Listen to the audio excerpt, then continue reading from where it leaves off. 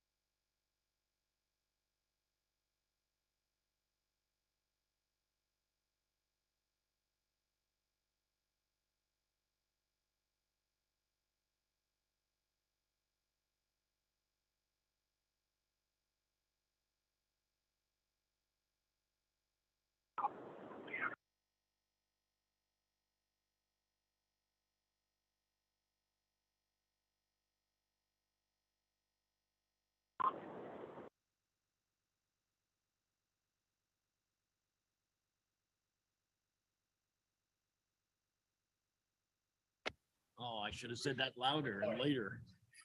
Don't want anybody to have sound bites that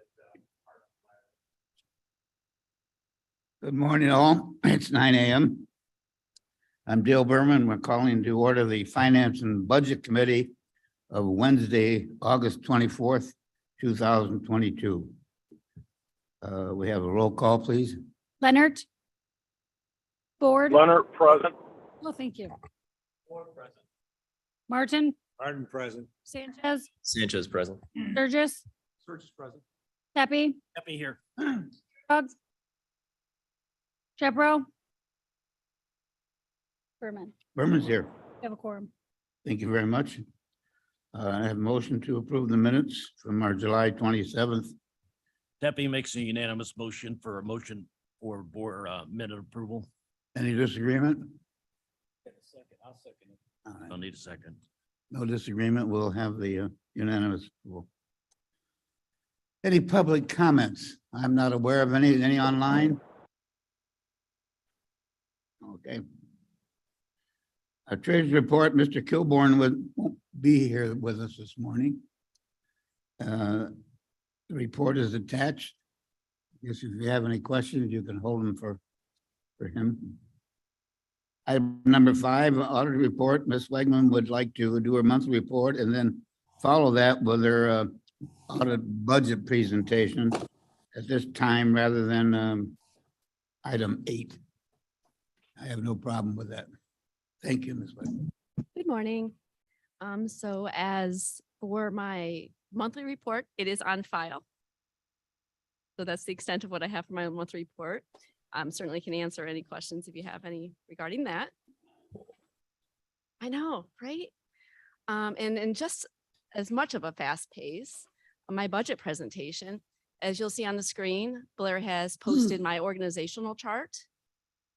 We currently have my chief deputy auditor, I have a deputy auditor, staff auditor, a couple staff auditors, seems to have a misprint on there. And I do have another employee on there that is a staff auditor. So I have one more employee that was actually on that chart at this time. And we have our intern starting next week. So those would be my positions. Blair, if you can move to the next slide. So then with my budget, I am asking for $1,106 more than I asked for last year, which is an increase from 21 of only $381. So last year I had asked for less than the 21 budget was, and this year I'm asking for just a little bit more.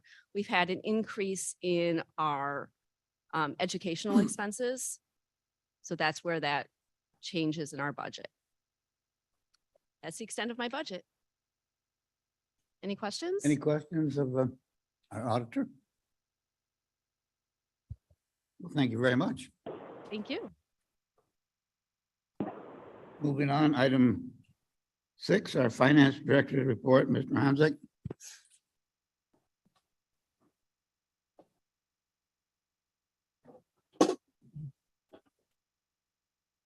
Yeah, I think Joe's report is on file.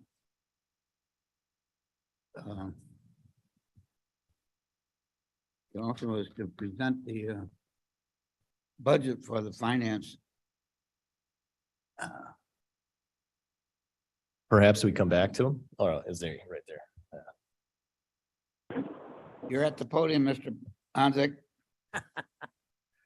Perfect timing. Okay, good morning, everyone.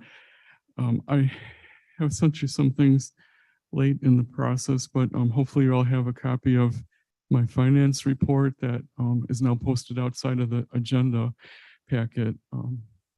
And it's the usual report. There's nothing unusual in it. The first part of the report reviews the variances and the different funds, and if there's an explanation for it, I've included that. If it's just a matter of timing in terms of expenditures being incurred earlier in the year in comparison to the year-to-date budget, that's generally the explanation for it. Or if it's a special revenue fund and it's exceeded the budget, it indicates that there are funds on hand to pay for those expenditures. Okay, so that's several pages there. Then up going to page 4, the contingency balances have remained the same from the previous month. They're still close to the $1 million that we originally started with at the beginning of the year, and the $50,000 that were set aside for adult prisoner room and board. The operational reserves, we still have the $4.9 million of property tax freeze protection. COVID reimbursement shows a balance of 17 million, but that this is assuming that the I think it's $12 million that we had budgeted to draw down for this year is going to be used. And it was drawn down to be added to the general fund balance to work with this year for the projected shortfall in revenue. But as you know, we're way ahead in terms of revenue. And so that amount is expected not to be needed to balance it. So it'll be put back at the end of the year. So even though it's currently showing a balance of 17 million, if you add that back, it's closer to about 29 million. Or perhaps 24, I'm sorry if I'm getting confused, but I think it's 24 million. And then the 24 plus the property tax freeze protection amount of the 5 million would bring it to the 30. The emergency reserve is still at the $5.2 million. Capital funds are 29% expended for building management and 40% for information technology. The shared state tax revenue is still looking very good for us in terms of comparing to both prior year and the budget for this year. In comparison to prior year, we're almost $6.5 million ahead of where we were year to date.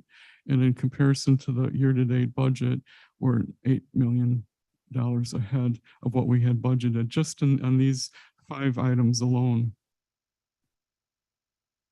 The fiscal year 2023 budget process, we're coming to the end. We're in the last few days of the reviews of the individual departments and elected official budgets that were submitted. This year we had implemented position control. It has made the process much more tedious and complicated in this initial startup phase of position control budgeting. And so our department is actually having to input every single budget amount for each individual person in the county rather than having the individual departments and offices do that. And part of that, the reason for that is that because it's brand new and we're still trying to make sure we totally understand how it works and to accommodate the various unique aspects of each department as we go along. So that's nearly complete as well, but it promises to provide some easier reporting capabilities, which will make analysis easier in the long run.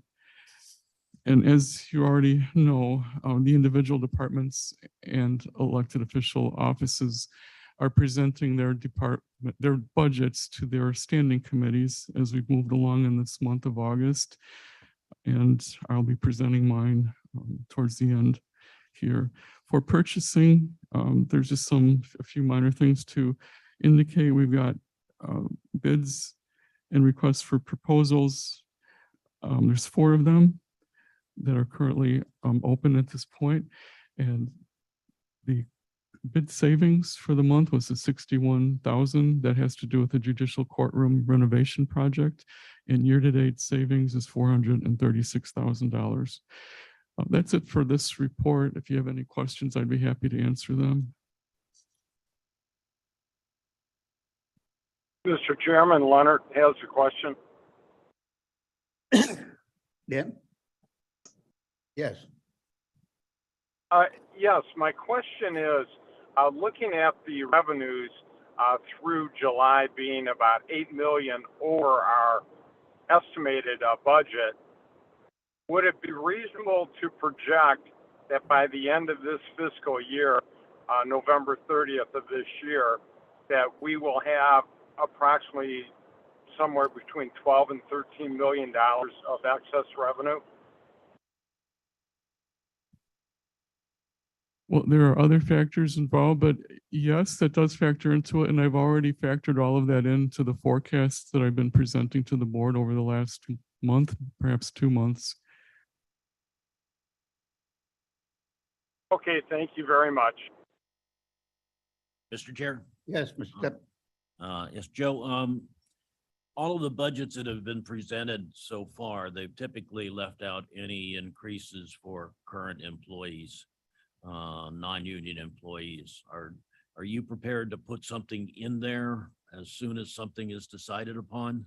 Yes, that we understood that would be the case. And what I was going to do when I present the summary is then identify all the departments, especially within the general fund, that still require wage adjustments that have had nothing. This is mostly all the non-union employees, and then calculate what the cost of specific percentage increases would be, and then allow you to decide which amount it would be once you know the full cost of it and what the impact on the budget would be.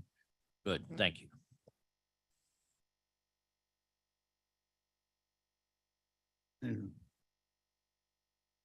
Very good. Okay.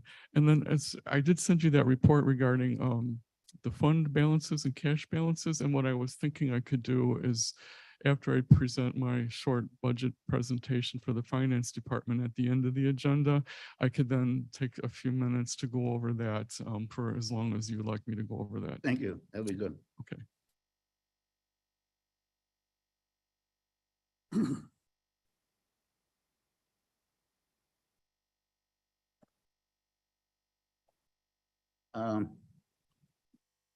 Our next item is the fiscal 23 budget from the finance, Joe.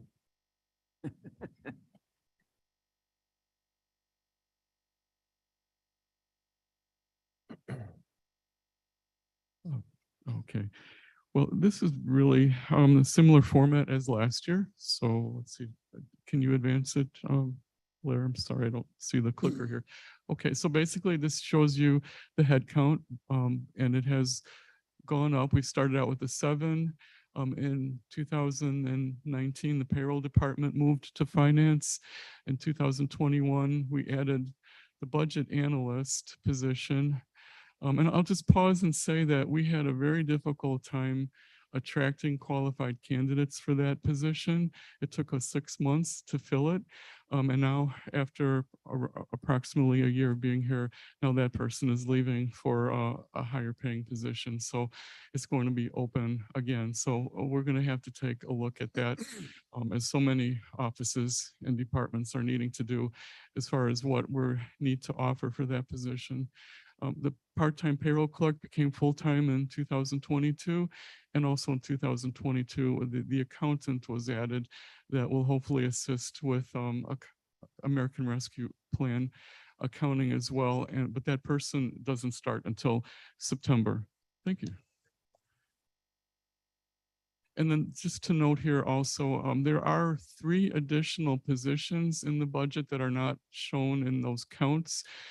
I should say there are 3 additional positions in the department, but they're not in the budget, and that is why they're not included there. Okay. And then this, I know this is very difficult to read, but this is our organizational chart, so you can see the various positions and who reports to who.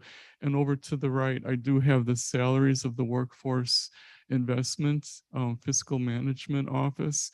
But like I just said, that is not included in our budget. That's part of the workforce development budget. But I do want to include them here so you understand the full scope of what we're responsible for managing in our department.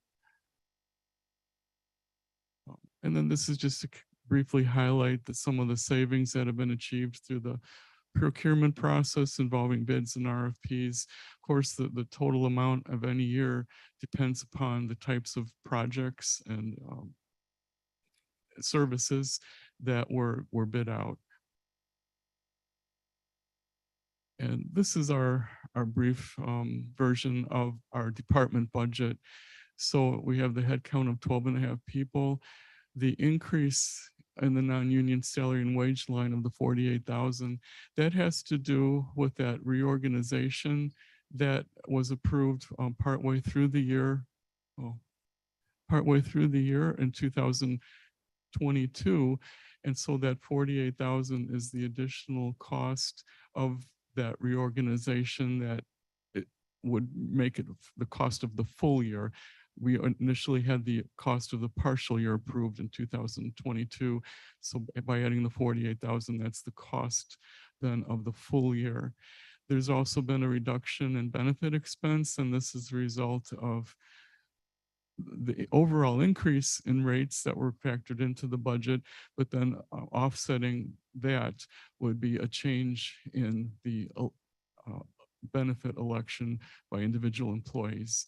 So we ended up with a savings actually. So our overall personnel expense increased by 2.9%. Contractual expenditures, there were some increases and decreases on individual line items. We increased our training budget for the additional person that we have, but then we also were able to reduce our auditing budget because we don't have as many new things that were requiring extra audit work as we did this past year. Commodities, it's a simple explanation there.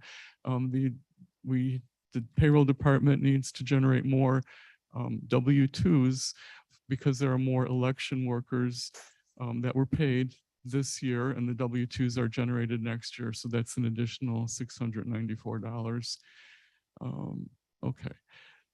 And then this is just a recap of what I just told you of what those changes were. And then this is just for your benefit. I'm not going to go through everything here. This is kind of a running tally of the types of things that we've developed and accomplished over the years since I've been here.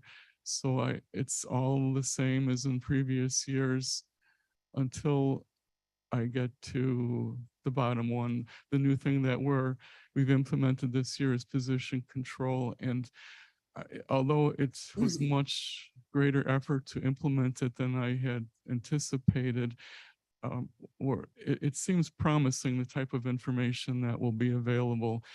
So that's exciting to me because it'll make my job a little bit easier when it comes to analysis. And the last thing, I think we've tried to provide guidance in the balancing of the budget every year. And I think it's one of the key things that is reflective of a strong financial position is what's called the growth in that position. So basically, this would be the growth in fund balances, or it's equivalent to the growth in fund balances. And you can see that it's been steadily increasing. If it were decreasing, that would indicate a problem and would be a red flag for any bond rating agency. But the fact that we've steadily increased over the last several years is a very, very good reflection of how we've managed our funds.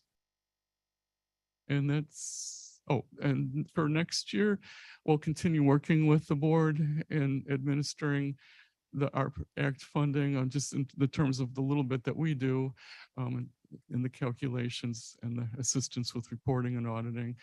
We'll work with the outside auditors to implement a new type of accounting for our lease expense and lease revenue, although I don't believe we have very much lease revenue, but there's new standards in place and the auditors will assist us in implementing those. We'll continue to work with position control. And then we're also looking at software that'll help the finance department in accounting for the investments that we have. Right now, it's all done manually, and it would be very helpful to have it done in an automated way. And that concludes my presentation. Questions of Mr. Hanzik? Thank you very much. Item 7, new business. Item A, a resolution authorizing execution of collective bargaining agreement and approving supplemental budget adjustment for the King County Sheriff's Court security officer. Need a motion to. So move, Surges. Surges moves. Ford second. Discussion?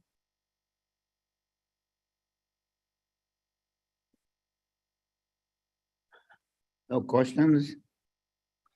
Roll call, please. Ford, Leonard, Leonard, yes. Martin, Martin, yes. Sanchez, Sanchez, yes. Surges, Surges, yes. Pepe, Pepe, yes. Berman. Yes. Pass. Thank you. Item B, a resolution authorizing execution of a collective bargaining agreement and approving a supplemental budget adjustment for the Kane County Health Department.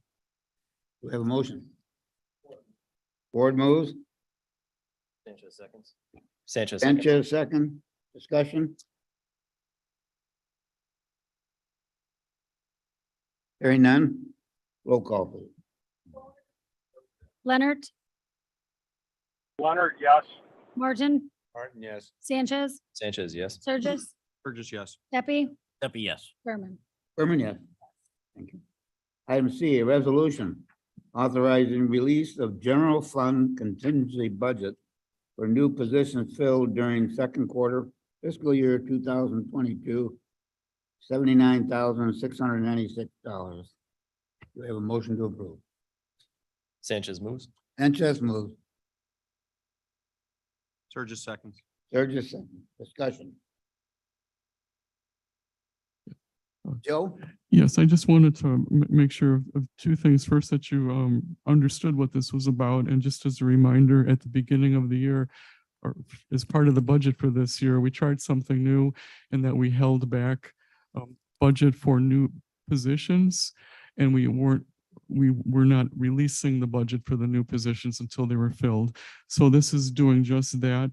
But the second thing I wanted to make sure you're aware of is that I had to correct the amount of the budget that needed to be released, and that corrected or amended resolution was posted outside of the agenda packet. So I just want to make sure that it's the amended version that you'll be approving this morning.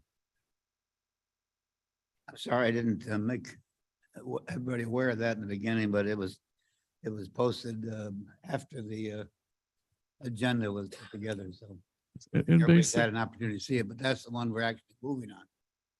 yes, but basically it changes the hire date. I misunderstood. I thought the position was hired for the emergency planning specialist, that it was filled in May, but it was actually filled in January. So of course that increases the amount of budget that needs to be released. And that's what I did in the amended version.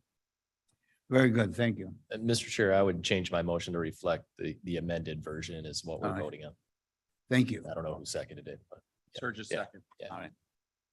I'm sorry I didn't bring that up initially. Any other discussion? Roll call, please. Ford, Yes. Leonard, Leonard, yes. Martin, Martin, yes. Sanchez, yes. Sturgis, Sturgis, yes. Pepe, Pepe, yes. Berman. Berman, yes. Yes. Thank you. Item D, a resolution authorizing capital projects from the capital fund, $6,506,976. The motion to approve? Martin moves. Who's Sanchez seconds. Sanchez, second discussion? Roll call, please. Ford, Leonard, Leonard, yes. Martin, Martin, yes. Sanchez, Sanchez, yes. Sturgis, Sturgis, yes. Pepe, Pepe, yes. Berman. Berman, yes. Yes. Item E, a resolution authorizing an agreement with White and Company for Judicial Center boiler replacement, $452,330. Sanchez moves. Sanchez moves. Sturgis second. There's a second discussion. Mr. Chair, Bates, please. Yes. Sturgis. Yes, Ms. Bates. Do we know if we can get any insurance reimbursement or warranty reimbursement on this expense? There's none. None? Done. Great. Thank you. All right. Mr. Sturgis, did you, In the amount of this expenditure is how much? $452, $452,000. But didn't we Yeah, just 30. approve that in the last motion? It's in the capital projects motion that we just approved. Mr. Chairman, this is Roger. I could Hi, answer. Roger. Yes. So the capital projects is a way of initiating a project that's within the county's authority to initiate basically a budget for a project. It doesn't give us the authority to actually contract for the project. So the first part was basically authorizing it as a capital project in the portfolio of projects that we have. So that would have been done at the time that the fiscal year budget was created. So we were basically amending the budget for capital projects in the last resolution. This is an actual contract to replace the boilers with a company, which is White and Company. And it's authorizing basically the work to be done that was in the capital project. Perfect. Very good. Thank you. Clarity I needed. Thank you. Well, that's- Thank you. As for clarification was good. Any other discussion? Roll call, please. Ford, Leonard, Leonard, Leonard, Martin. Leonard, Martin, yes. Leonard, yes. Thank you, Mr. Leonard. Martin, Martin, yes. Sanchez, Sanchez, yes. Sturgis, Sturgis, yes. Pepe, Pepe, yes. Berman. Berman, yes. Yes. Thank you.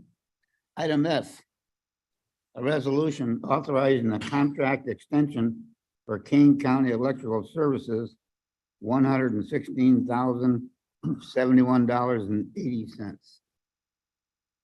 Sanchez moves. Sanchez moves. Leonard, Third second. second. Discussion? Roll call, please. Ford, Leonard, Leonard, yes. Martin, Martin, yes. Sanchez, Sanchez, yes. Sturgis, Burgess, yes. Pepe, Pepe, yes. Berman. Berman, yes. Yes. Item G, a resolution authorizing agreement with Tyler Technologies for enterprise law enforcement software and services. $43,720. Burgess moves. Sturgis moves, Sanchez seconds. Sanchez second, discussion.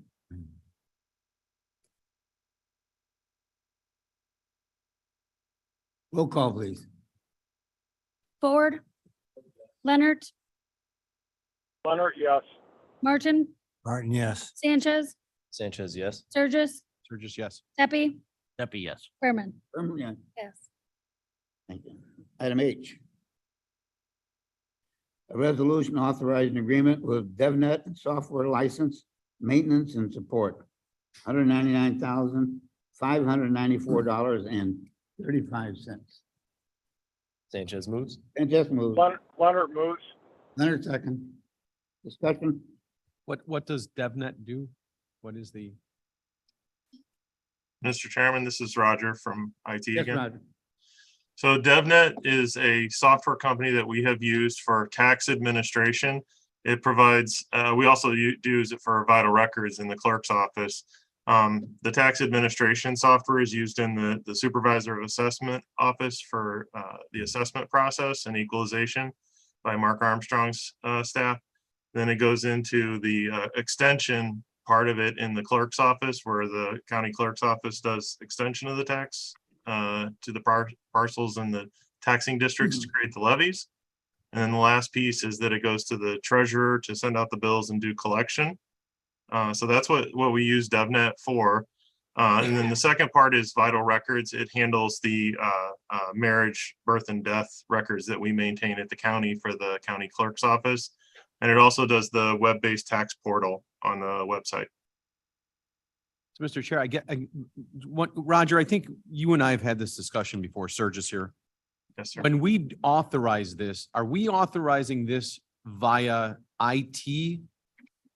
Or does this get broken down to each individual department for their portion of that? It So- just stays in one big bucket, right? So the tax administration portion is in the software license fund line item, which is separated out from the offices and departments, and we pay for the tax administration licensing from there. Vital records comes from an automation fund from the county clerk's office. Thank you. Any other discussion? Roll call, please.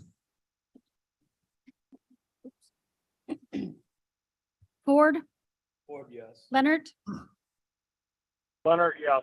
Martin, Martin, yes. Sanchez, Sanchez, yes. Sturgis, Sturgis, yes. Pepe, Pepe, yes. Berman. Berman, yes. Yes. Thank you. Item I. Resolution authorizing a contract for Mill Creek SSA holiday lights and decor services. $26,570. Martin moves. Martin moves. Sanchez seconds. Sanchez second. Discussion. Mr. Chairman, Sturgis. Sturgis, please. Again, John, these are pass-throughs, correct? Yeah. Okay, This one and J are all. the same thing. The just- SSA. Yep, thank you. Any other discussion? Roll call, please. Ford, Leonard, Leonard, Leonard, yes. Martin, Yes. Sanchez, Sanchez, yes. Sturgis, Sturgis, yes. Pepe, Pepe, yes. Berman. Berman, yes. Yes. Item J. A resolution authorizing for Mill Creek Parkway tree installation services, contract extension, $36,047. It's a 7% increase as I read it. Do we have a motion to approve? Pepe moves. Pepe moves. Sanchez seconds. Sanchez second, discussion.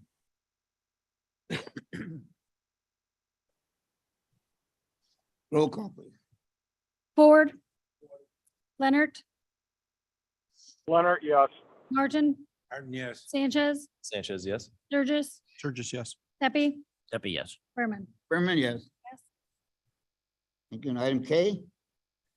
A resolution approving a contract with Cornerstone Partners Horticulture Services Company for the King County Judicial Center tree installation and maintenance project, $59,895.03. Pepe moves. Debbie moves, Sanchez seconds. Sanchez second, discussion. Roll call, please. Ford.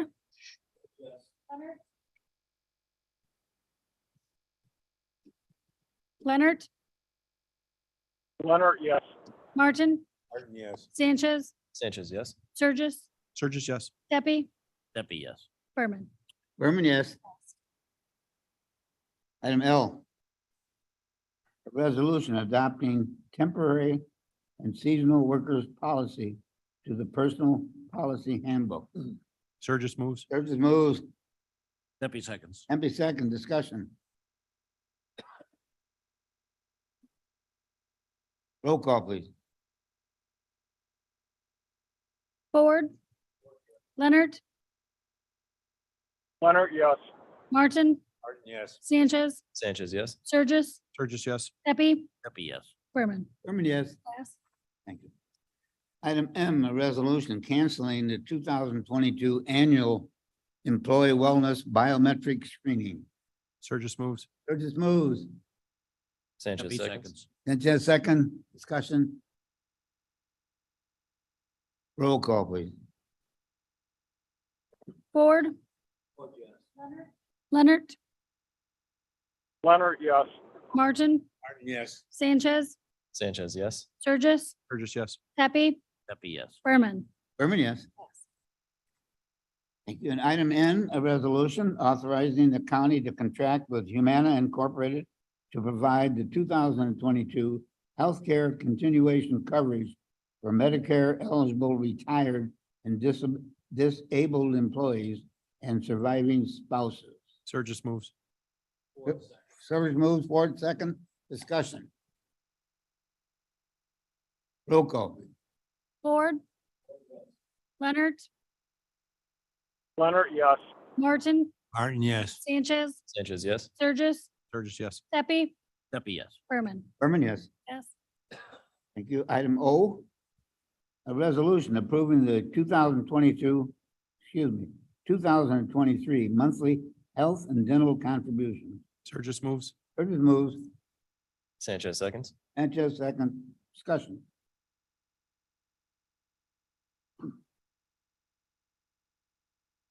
Roll call. Ford, Leonard, Leonard, yes.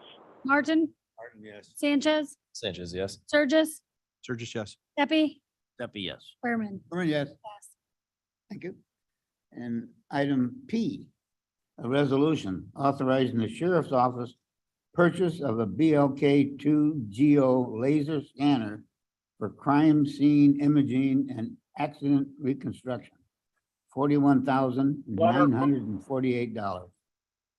Leonard moved. Leonard moves. Leonard, Ford, discussion. If we team this with that black net thing, the dark net, this is just sounding even cooler. Way cool. This is, this is 3D. You're wrong. It's not that cool. This is 3D. Any other discussion? Roll call, please. Ford, Leonard, Leonard, yes. Martin, Martin, yes. Sanchez, Sanchez, yes. Surges, Surges, yes. Pepe, Pepe, yes. Berman. Berman, yes. Yes. And item Q, a resolution approving July 2022 claims paid $10,089,492.14. Sanchez moves. Sanchez moved. Just seconds. Third, just second. Discussion, call the roll, please. Ford, Leonard, Leonard, yes. Martin, Martin, yes. Sanchez, Sanchez, yes. Surges, Surges, yes. Pepe, Pepe, yes. Berman. Berman, yes. Pass. Item 8, we completed earlier. Old business, Mr. Chair, yes. I was just wondering if, Sanchez here, I was wondering, since we have Mr. Onzik here, if he would be able to just walk us through very briefly the spreadsheet he sent last night about the reserve fund balances? If that would be okay. Very fine. Good time to do that. Okay, yes, I did work on this yesterday. So it- this was in response to a request that something like this be provided. I don't know if this meets anyone's expectations, but I just wanted to preface it with just a few, I guess, definitions or about what's involved here. Apparently, there is some mention or statements being made that there's like over $400 million of cash investments that the county has at its disposal that it should be using to balance its budget before raising taxes, something to that effect. And that gives the impression that this entire amount of investments is available for such a purpose. And so I wanted to just help all of you who are making the decisions understand what we're really talking about. So yes, we do have that amount in investments. That's obvious from the treasurer's investment reports. But that does not necessarily mean that all of that is available for balancing the budget. And so and the other part of that is that that's just the cash side of what the county has. And anyone who's taken basic accounting knows that you've got cash is just one of our assets. And then we have other assets, we have liabilities, and assets minus our liabilities equals our fund balance. So really the fund balance is what we should be looking at rather than cash balance, because the fund balance takes into consideration other assets we may have, as well as all of the liabilities we have on a fund by fund basis. But even that alone, the fund balance alone, is not quite enough, because then you've got something like unearned revenue, which is money that we receive in advance. We don't have this very often, but it did come into play with something like the American Rescue Plan, where we received money in advance, but because we have not spent it yet, it's considered unearned revenue and is off to the side and is not part of the fund balance. So in order to make this presentation more meaningful, in that third column from the left, or I'm sorry, from the right, when you're looking at it, where it says audited fund balance and unearned revenue, I wanted to be sure to include that unearned revenue portion in there so that you can see that we, in those funds, which are highlighted in yellow, where we did receive some payments in advance that are included in what I'm calling that fund balance column. So I don't mean to complicate things, but I just want to be careful that you're aware, for those of you who are paying attention to those types of details, that I am trying to make sure you're aware of it. Joe, could you hold, Sturgis? Yeah. Jay, I'm struggling to find that email. When was that? It was sent last night about 11:30. On the county's website, if you want. Yeah, it's on the where you see the agenda. So on the it's not in our webpage. individual emails. Well, it Got it. should have It's in your been, email. but it's also on a website now, apparently. Yeah, I did ask for it to be posted It's on separately the on the website website. Where the agendas are. under the agenda. Mhm. I'm sorry, I'll find it. Okay. So what I tried to do for you then is list all of the funds that we have control over that belong to the county, their fund balances. And then just for the sake of comparison, I am showing their cash balance. And I wanted to focus on the audited balances at the end of the year, because that's really the most accurate, because it takes us several months to close the year and to make sure everything is accrued and accounted for. And so those are the most accurate fund balances we could possibly have during the year is at the end of the year. So I focused on that and then showed what the cash balances were at the same time. And then just for the sake of comparison, I brought in the cash balances as of July, since I think that's what people are talking about now. So that's what I've included in here. I tried to organize the funds in a way that hopefully make more sense to you. Where at the very top, I have the two funds that without question, their balances are available to be used to balance the budget. And that would be the Property Tax Freeze Protection Fund and the COVID Payroll Reimbursement Fund. So those are the two funds. The total fund balance is roughly 30 million. And it's almost close to the cash balance is 31 million. Now, something, I mean, this is another finer detail as long as we're focusing on that. That is the fund balance and cash balance as of the end of last year. We since then, as part of the budget for FY22, we planned to draw down from those property tax freeze protection and COVID payroll reimbursement funds to balance the budget. So we actually have less than that, which is why if you look at in July, it's about 22 million. It's because we used 8 million of it to help balance this year's budget. But as Mr. Leonard and pointed out, and as I showed you in my report, we're ahead in terms of revenue collection. So we'll be able to put that $8 million or $9 million back into the Property Tax Freeze Protection Fund and the COVID Payroll Reimbursement Fund at the end of this year. So truly there is a $31 million available then to balance next year's budget. So I wanted to just try to explain that for you. Then we have the capital accounts, and basically it is the Fund 500 and Fund 601. Fund 500 is the fund that we usually put $1 million in that fund from the general fund every year. And then at the end of the year, we add to it based on what we know of excess revenue over expenditures. And that's where that fund balance comes from.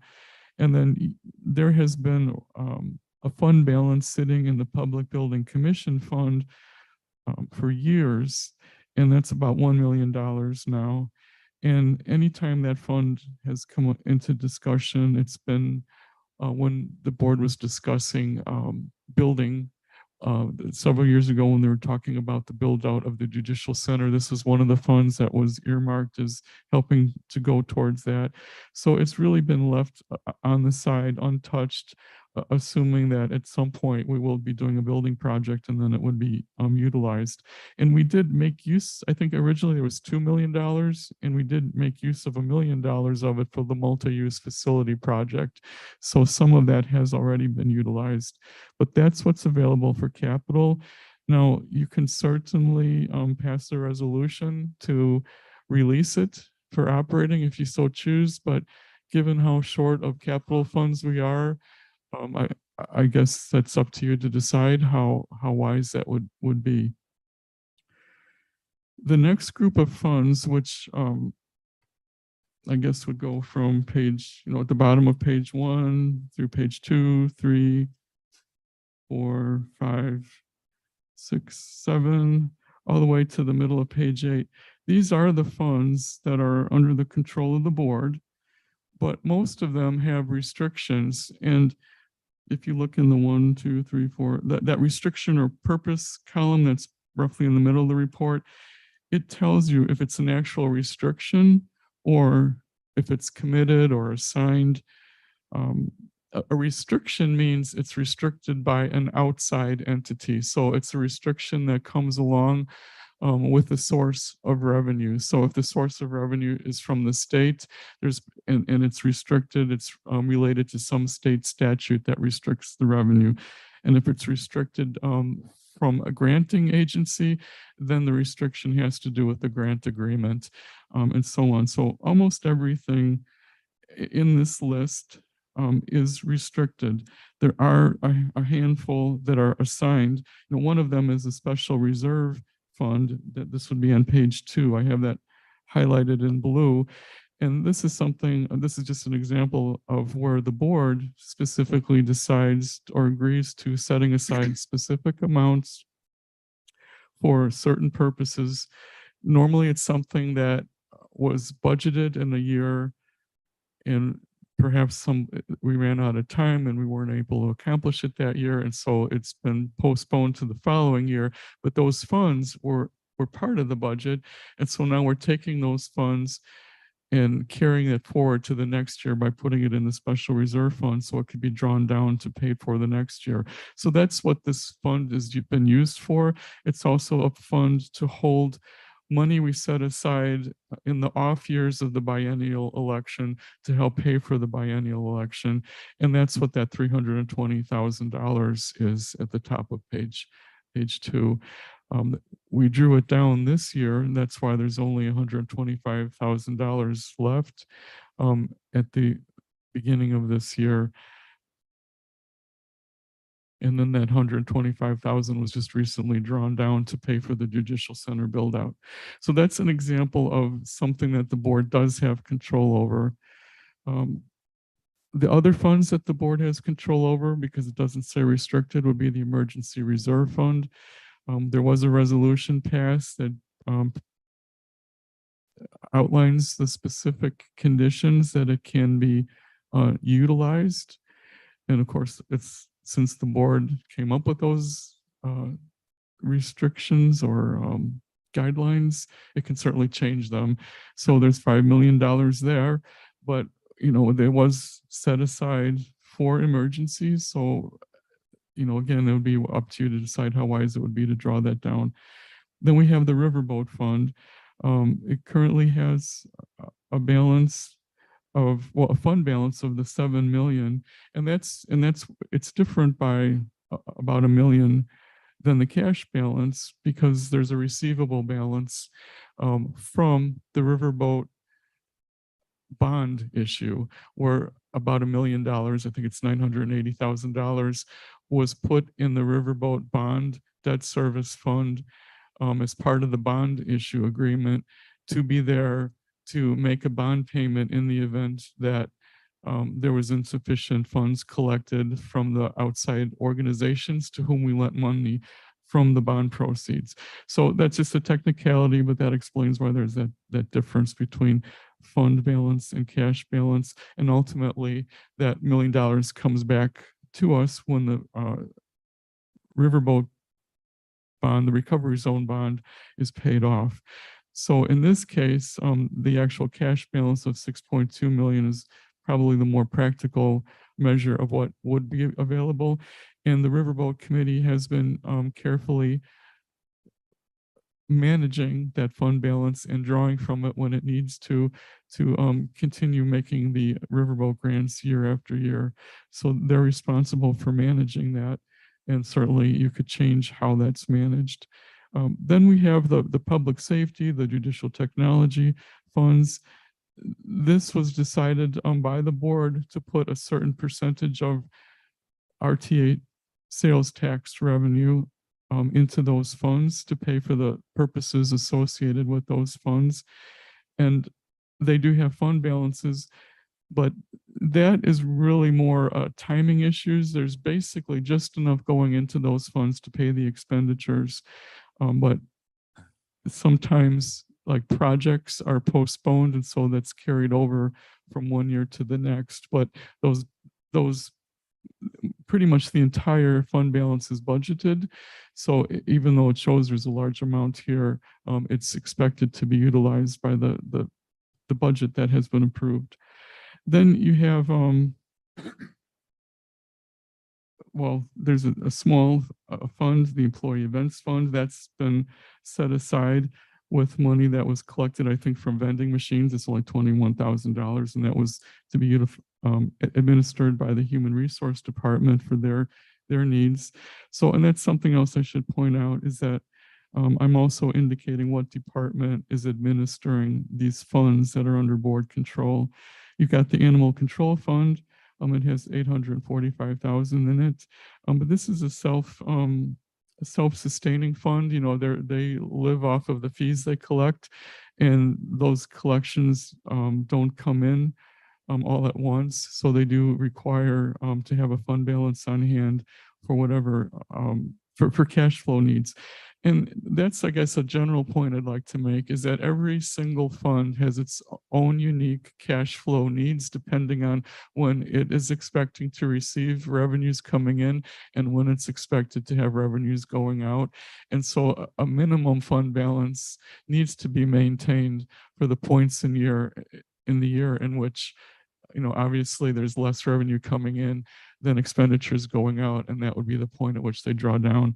So each fund has its own unique way of calculating what is required for the fund balance.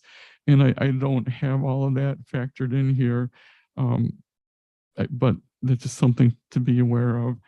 And if anyone wants to dig deeper into why a particular fund balance is what it is, we can certainly try to help you with that. Then we have things like the transportation funds. These are restricted because it either came in from property tax that was levied for that specific purpose, or it's from state taxes that were collected for those specific purposes. And although some of these balances look rather large, they are accumulating there to pay for long-term projects that are part of their 5-year plan. And so at some points along the 5 years or further, they are accumulating the cash, and then further down the way, it's expended. So there is a plan for spending that. And in order to use that, if it's restricted, you can't use it for any other purpose. The Transportation Fund 305, Transportation Sales Tax Fund, this was set by board resolution to have that, I think it's 75% now of sales tax revenue going to that fund. This is the RTA sales tax revenue I'm speaking of. There is a large balance there, but most of that is set aside for, I believe, the Long Meadow Parkway and other similar large projects. And also it's what is helping to back up the toll bridge bonds. So there is a purpose and a plan for that large balance as well. And then you've got the health department funds. These are restricted. They can only be used for health department. And as you go down the list, I won't go through every one. I think you can see that most of them are restricted, and the ones that are not are marked assigned or committed. And so there is an opportunity, if you wish to change it, you can certainly do so by, through resolution. But for the most part, all of these have their own purposes, and most of them are restricted. And so these are, I would not characterize them as being available to balance the budget, unless if you want to find a specific example of one that you'd like to change, that you have the control over to change. But in generally speaking, I don't think they are, and wouldn't recommend that they be used for that. I'd like to back up to the very first page to the general fund, where it's, across the middle of the page. And there is a large fund balance and cash balance there, but there's some major things that need to be taken into consideration there. First of all, the general fund receives the largest portion of property tax revenue, and we have to survive from September all the way to May without getting any property tax revenue in. And so you need to have a large enough fund balance and to cover the time period that property tax revenue isn't coming in. So if you're looking at the end of the year, you're basically looking at 6 months worth of property tax revenue that you need to have on hand. That's part of that balance. So you have that. And then our financial policies require 3 months worth of expenses to have on hand. And that's just to help with managing cash flow, because as you know, there are expenditures coming in during the year that are large, and many of them are coming at the beginning of the year, and you need to have a fund balance on hand to help cover those, even though by the time you reach the end of the year, all of the revenue coming in will have covered those expenses. So the fund balance for the general fund then needs to be about, I would say about 47 million. And this is not taking into consideration any of the other finer details, like for example, the loans that the general fund issue to other funds that are overspent. And by that, I mean, for a perfect example is workforce development. They are reimbursed by the state after they spend the money. So they need some source of cash to spend the money before they can then be reimbursed by the state. So we're always loaning money and they're always paying it back to the Workforce Development Board to cover that cash flow need. And so that's not factored in that minimum of $47 million, to have cash on hand available that's being loaned out to these other funds. But just to keep it simple, that 47 million for the current year is equivalent to the 6 months worth of property tax revenue and 3 months worth of general fund expenses. But as we move forward and our budget increases for the general fund, by FY24, we're going to need 51 million, which is just slightly more than what we have on hand. And by FY25, we're going to need 53 million. So even though you could argue, well, let's take the 3 million out of the general fund now, you're only going to have to put it back for next year. So is it really make sense to do that? And you're going to have to add even more for the following year. So what we've tried to do is just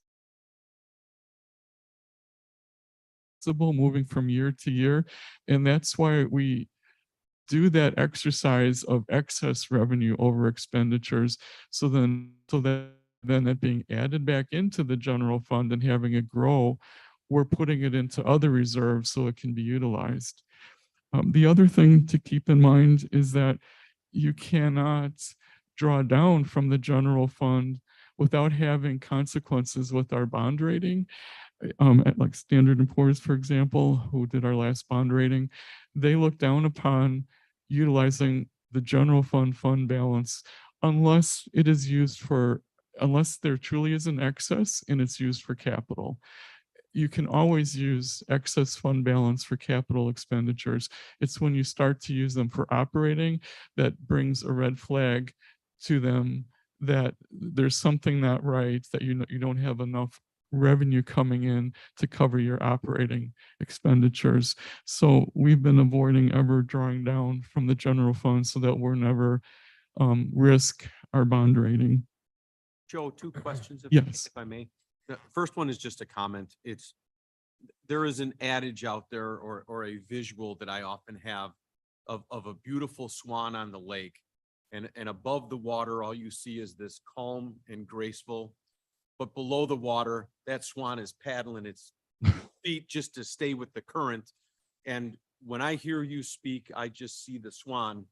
And then I look at that double A+ bond rating and say his feet have got to be paddling like the bejeebies. So we appreciate the way you bring this to our level.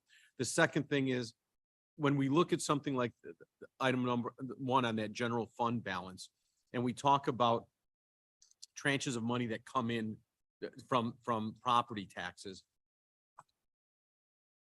what's the total property tax that we bring in? And does it come in like the 2 payment system, or?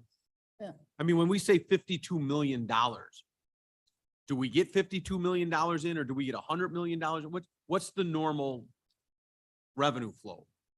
So Just general, I'm not. right. I mean, and I don't know the exact number off the top of my head, but it's roughly in the $50 million range in total property taxes from all the funds.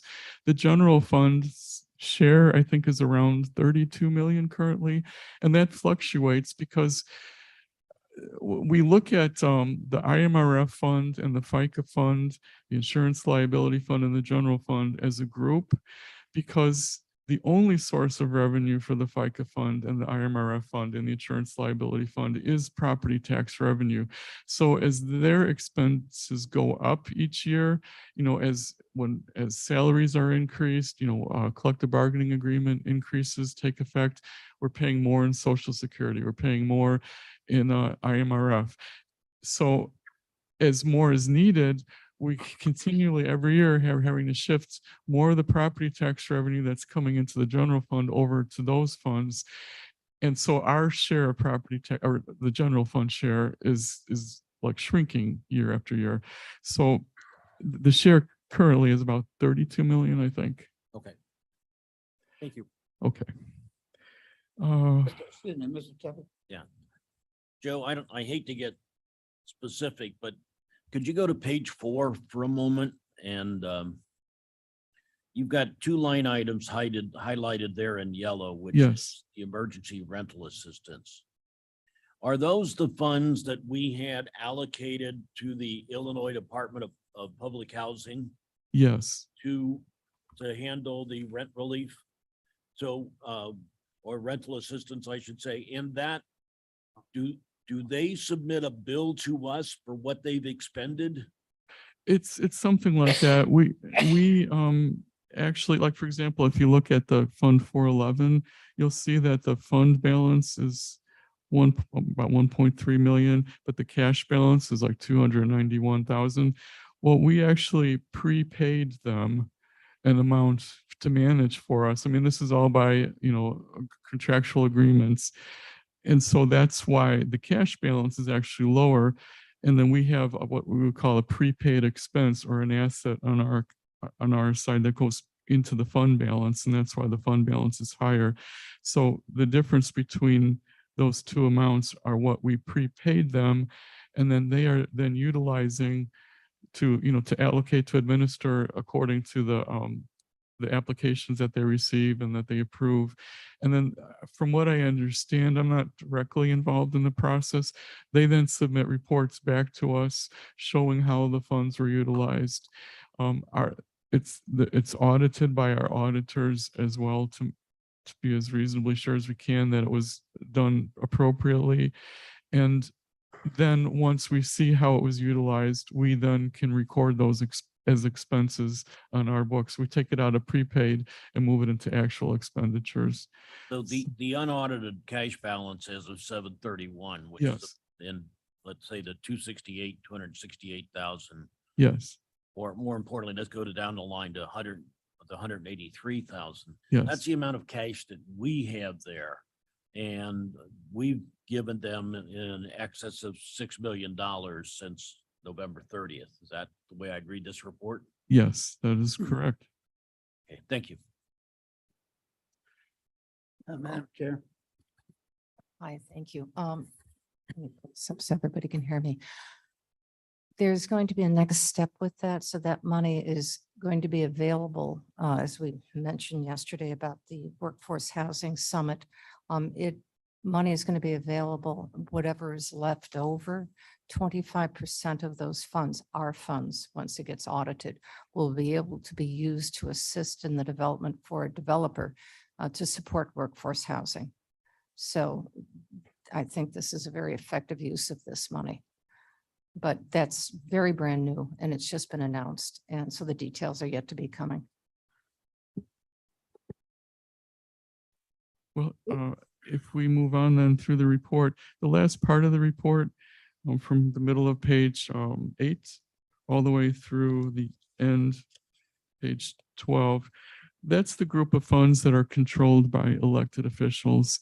Most of those are restricted as well, but even the ones that are assigned, they're under the control of the elected official. And so it's that tension that exists between the county board and the elected official as to how much influence you have over how it's spent or not spent and what control, but basically they have control.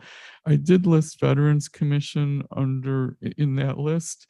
I struggled at where to put them because they're not really an elected official, but they're not in the complete control of the board either because there is a Veterans Commission involved. So I probably should put it in its own section.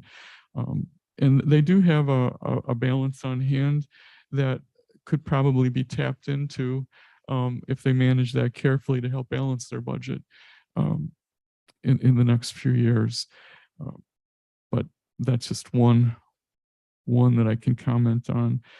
Then the last section I have is custodial balances.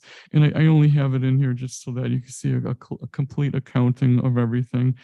And these are funds that are included in the treasurer's cash balances, but they do not belong to the county in terms of the county itself.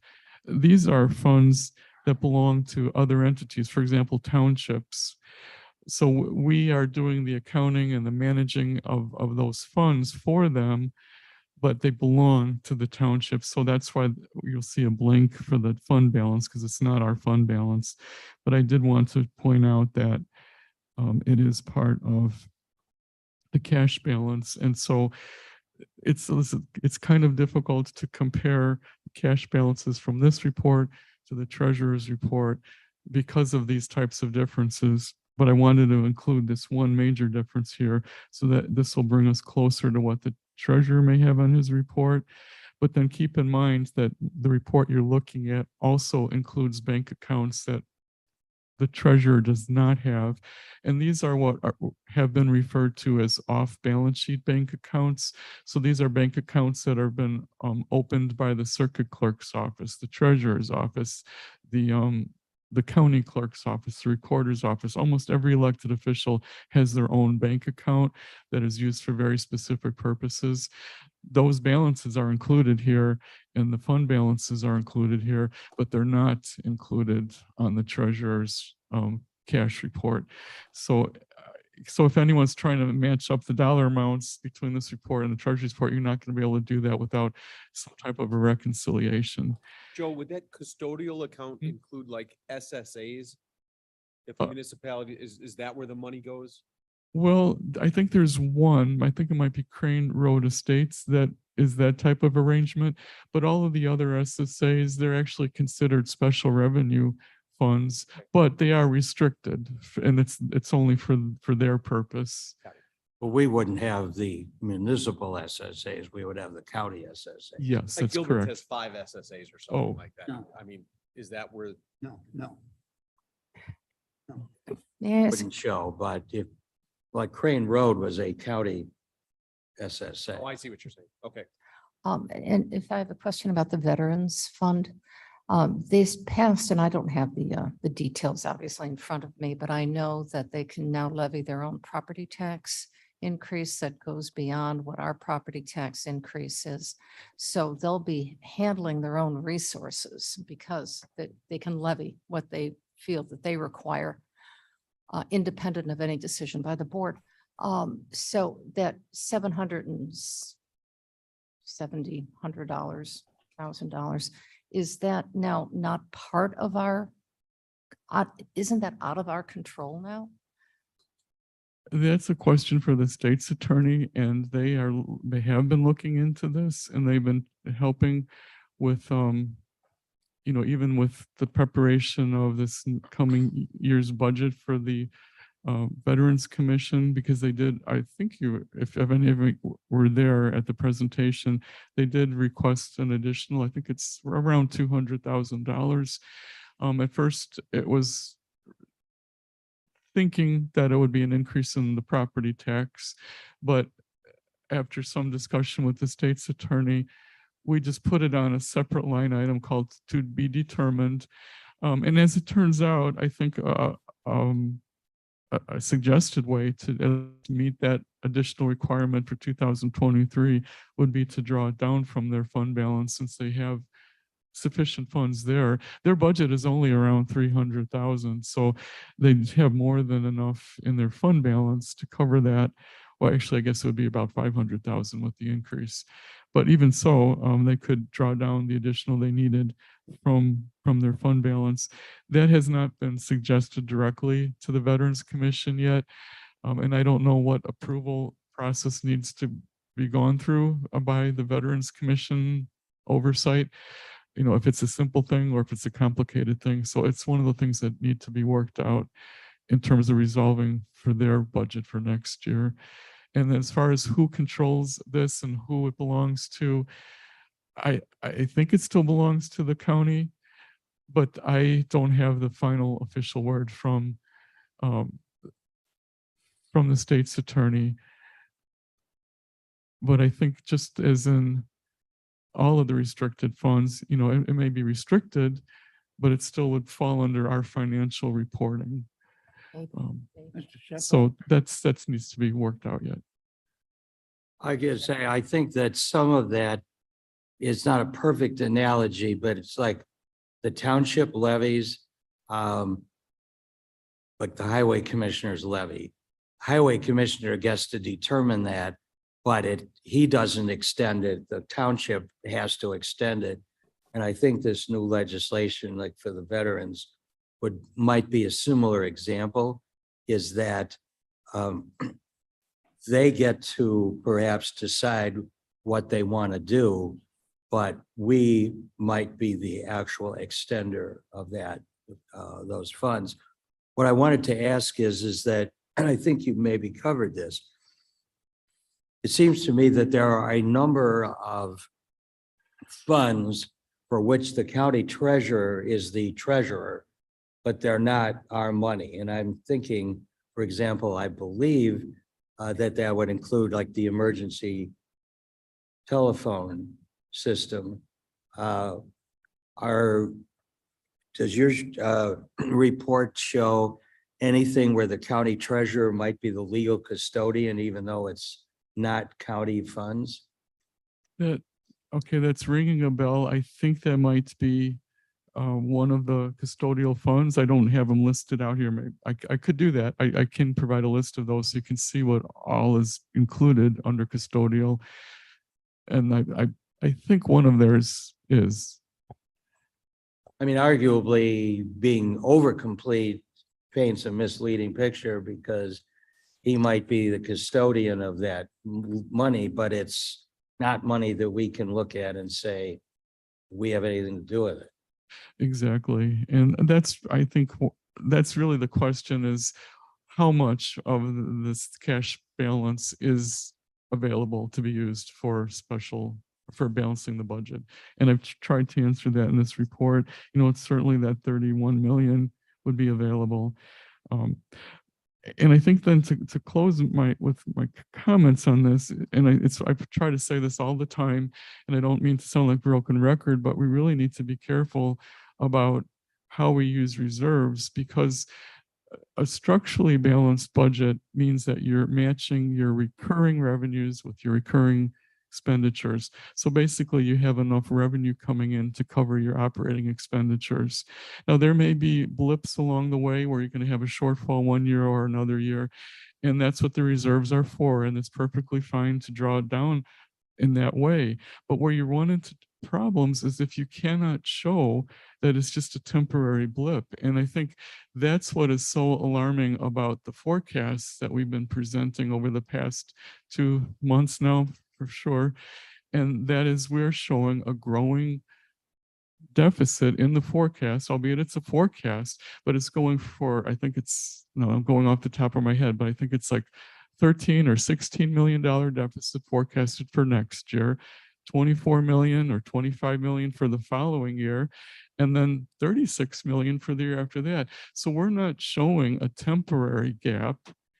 And if you just add up the forecasted deficit for next year, if it is 16 million, and if the one after that is 24 million, that's a total of $40 million.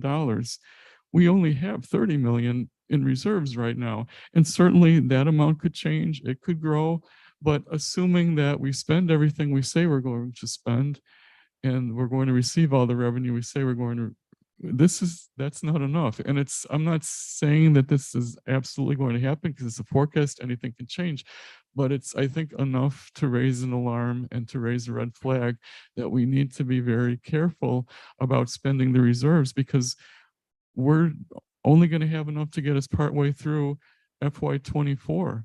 And then what? Then the gap is going to increase to 36 million. I mean, assuming that all of these Safety Act expenses come to fruition, then what do? We would have to, it's too late to raise property tax at that point, because now we've lost the previous 2 years worth of accumulation. That alone will not solve the problem, and a 0.5% sales tax won't solve the problem. We'd have to go to 0.75% possibly. And of course, this is all hypothetical based on these forecasts, and things could change. But I think it just still, we just have to be very, very careful going into the next year with this. And probably we're going to use the reserves to balance this year's budget, because there's no, I mean, at this point, it doesn't seem like there's a political will to raise taxes or to put a sales tax referendum on. We don't know whether or not it would even pass if it were put on. And so we're left with the revenue we have, and we're left with the expenses that we're approving, and there's that gap, and we can close that gap for next year with the reserves we have on hand. There's more than enough for that. It's just the years following that, and we just have to be very careful what we do. Madam Chair? Oh, thank you. I don't mean to circle back around against this Veterans Commission. And please, what I'm asking is, I'm just trying to get clarification. I'm also very concerned. When Joe was just talking, my stomach started doing butterflies again because of the projection of the budget. And I've never been in this situation with the budgeting before, knowing we're going into a deficit, and I don't know how we can amend it. And I believe that that statement can be fairly felt by many of you. And I know that there is no political will, because I've heard it expressed both by board members as well as through candidates, that there is no desire to increase the property tax levy. And you seem to have supported for a number of years, the previous boards, to keep it flat. But with this veterans, so we have 4%. And if they increase their levy, let's say 0.5%, whatever it may be, they want this much money coming in. Are we going to reduce the 4% to include that? So we're still including just 4% flat? Or is that going to be an additional 0.5% levy? And then is everyone here going to be accused of increasing property taxes? That's just a theoretical question. Are you asking if what they do would be within the levy cap? Yes. I'm not sure I know the answer to that. That's part of what the state's attorney is helping sort out. And I believe they've also are seeking an opinion from the attorney general to help with this as well. But I mean, we have some examples that previous mandates in effect, for example, when the IMRF lost all their money in the stock market and the member governments were required to make up the difference, that was not over and above the levy cap. So even though the governments didn't have anything to do with it, they in effect had to, if they were already at a certain levy, whatever they had to put into the IMRF had to be within the limit that they already had. And the legislature did not make any allowance for that. So. But this is different because they already have. I mean, this has already been done. So that was not a cause of stock market crashing. No. But my point is that when the legislature tells you, you have to allow this, that, or the other increase, if they do not specifically say that that is over and above your levy cap, then you've got to take it from somewhere else. All right. Well, if that is, and we're going to get that clarification, but just something to consider that may happen. And if you are saying that we have to keep the levy flat, the cap flat, then that 0.5% hypothetical will then come out of that money. So that'll be less money then for the general fund and other purposes. That $50 million will be 5% less. And I was told that this doesn't go into effect until January 1st. And so that's, I think, why there's still a little bit of time to sort this out. And we're temporarily recommending that the Veterans Commission just draw down some of their fund balance for next year's budget until we can get the property tax situation sorted out. And then there's one other question, because I'm obviously, like many of you, I'm very sensitive to the political will of potential candidates as well as the political will of the board. There's also been equal discussion about eliminating or reducing the current 4 cents gas tax and 4 cents per gallon of purchase. And if that is reduced, then how does the county pay for roads? If that becomes the political will that is going to be, and that has been brought up consistently by both candidates as well as sitting board members because of the sensitivity of the 82 cents total cost of gasoline that's taxed on the gas. How do we make up that expense? I'm just, these are legitimately, these are concerns that keep me up at 1 o'clock in the morning, and I wake up and I go, oh my gosh, how does this happen? So that 4 cents per gallon, that is to fix our roads, correct? And to maintain the fund balance so that we can repair our bridges, et cetera. So if that is gone, then our bridges and our potholes will not be repaired on the county roads. Is that's accurate?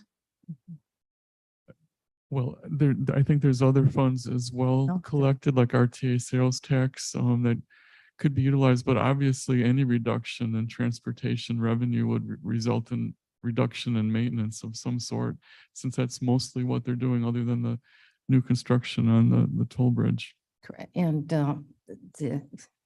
what is happening that we just went off to celebrate the roundabout that's happening on this and Main Street and Fabian Parkway. And they do receive grant funding. We do for have grant, but a lot projects of it like is that. local money. A lot of Yes. that is local funds.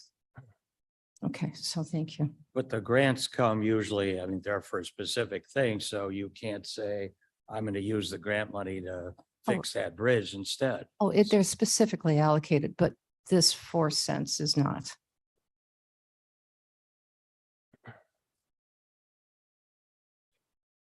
All right. Mr. Chair, Yeah, Sanchez. Sanchez here. Thank you, Joe, for putting this together. I saw it come in last night and I had to go through it right away because it's very interesting and topical. I think this is very helpful for us and for the public as we go into like the budgeting season and we're trying to determine what to do, at the end of the year. This is really good. I haven't seen this kind of spreadsheet before. So again, good work and thank you and hope to see it again in the future. And you brought up at the beginning this claim of, $400 million that the county has. And I got my hands on this piece of paper that has been going around claiming $440 million that we have in bank savings reserve. And this is being handed out by one of the candidates for our treasurer. And so you think, well, my gosh, this person's running for the treasurer's office. They know what they're doing. They're crunching the numbers. And you look at that and you have to believe that that's true. And we have that much money. But what I'm seeing here is we have a lot less than $440 million. And, if we wanted to get rid of the money going to KDOT for the roads and we wanted to get rid of, fixing up buildings in our capital fund, things like that, it looks like maybe we could have somewhere around $100 million available to us, but that might not be the best strategy to employ based on what I'm hearing from you. And I'm just kind of speaking out loud, but it's very important for us to know this kind of thing so that when we're looking at our options and the public is judging us, we know what we really have compared to what others are saying that we have. So again, this is just very illuminating and I hope every year in budget season, we see an update of this spreadsheets. Thank you very much. You're welcome. Shepard. I've been working with Michelle Neerman on obviously passable amendments to the county code and so forth. And one of the anomalies is that the financial policies are actually not in the county code. They're just policies. And they're kind of neither fish nor fowl, really. But I think as Mr. Onzik has pointed out, they are based on some sound principles of money management. It may be that you can use the reserves for whatever you want, but there are consequences of that. We're trying to figure out whether some of those policies ought to be embedded in some fashion in the county code. for one thing, as they now stand, you theoretically don't even have to follow them. I mean, if you vote to do something different, you're not violating the county code, you're just violating your policy. And presumably you're changing your policy by doing something different. And I guess we think that that is an odd situation to be in. Yes, you want flexibility, but it's not really clear, I think, from the way they're set up. I mean, some of them are more than, it's not the 10 commandments, it's the 10 suggestions sort of thing. Do you really want things spelled out, 1, 2, 3, or I sort of like the way we have things that we can. Well, pick that's and going to be choose the and- discussion. I mean, Yeah. the problem is though, is that if they're too loose, then they can essentially be disregarded at the drop of a hat. There's a happy medium. Yeah. It's not black and white. It is, and whether it's code or policy, these are general accounting practices that are best practices that have been standardized by our chief financial officer and his predecessors. And this is just doing good business, and there are restrictions to it. And any board that finds itself willing to go against good financial policies is a board that really should be called to task, because it's very challenging to be able to have a good bond rating, to be able to plan for the future, to support one's employees, to support the people of Kane County whose services you're elected to provide for. If you're making bad financial decisions because of a variety of different reasons and not listening to the people that you're hiring who are telling you or suggesting to the board what they should be paying attention to in the broad scope. You need anybody who's, I've oftentimes heard, especially from, I don't mean it to be partisan, but I think it's just good practice from Republicans, that we should run government like a business. All right, I'm also a previous business owner. And I had to make sure that I had money in my account, as we all do, if you run a business, to pay for your rent, your utilities, your payroll, et cetera, et cetera. You have to have 3 or 4 months saved up because you don't know what your cash flow is going to be. You work towards that. Best practices from a homeowner, from a family, don't they tell you to have 6 months of emergency money put away and don't touch it just in case? We've all been asked, especially our younger folks, because of the tenuousness of Social Security, to save up on your 401k, save for your retirement. Because if you don't, you can't count on Social Security right now.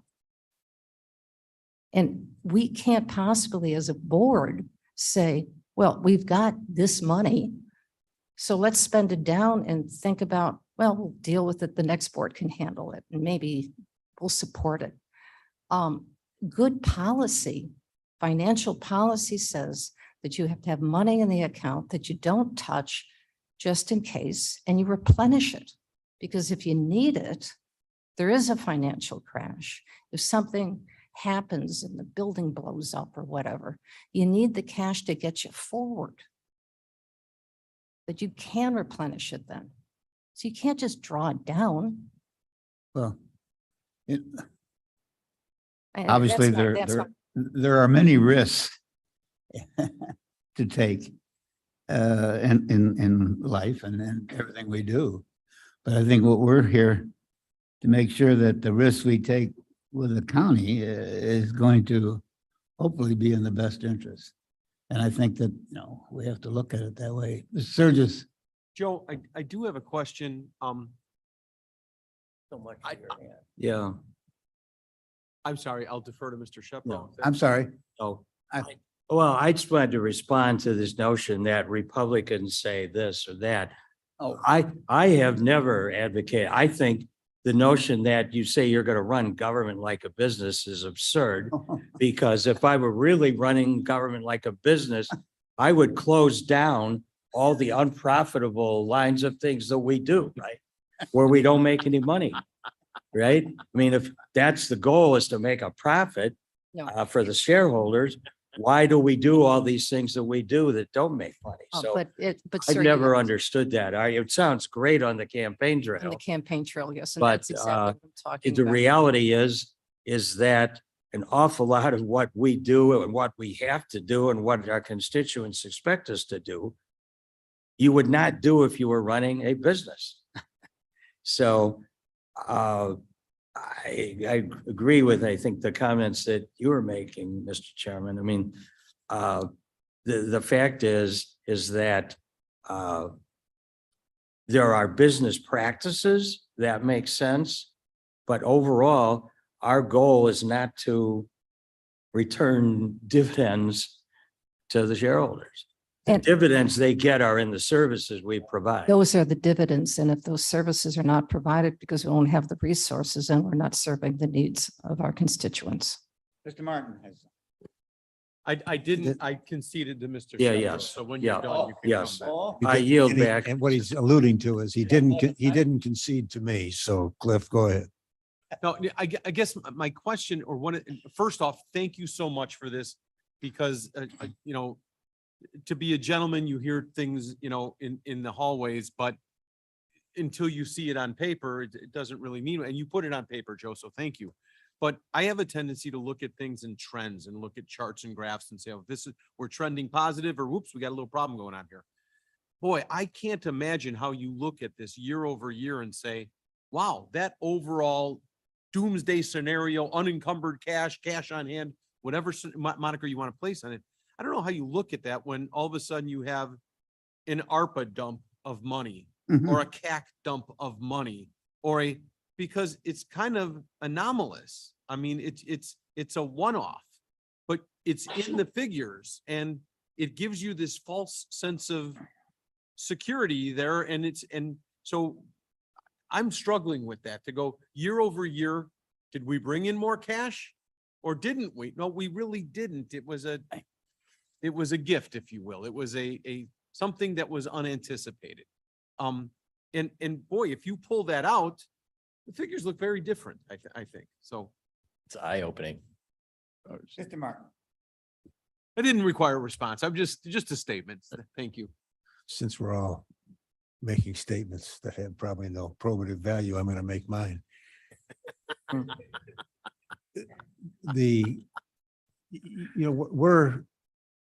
This is an interesting scenario that we exist in because as Joe projected the future and talked about the shortfalls and talked about what the referendum would actually have to be, and we've all contemplated the politics and the political strength and the community's support or lack of support of this. What you really begin to, what I at least believe to begin, not to begin, to completely recognize is the fact that the Safety Act, as it's been acted by our generous state legislature, is totally fiscally irresponsible. It does not, we're a test case. We're a model county.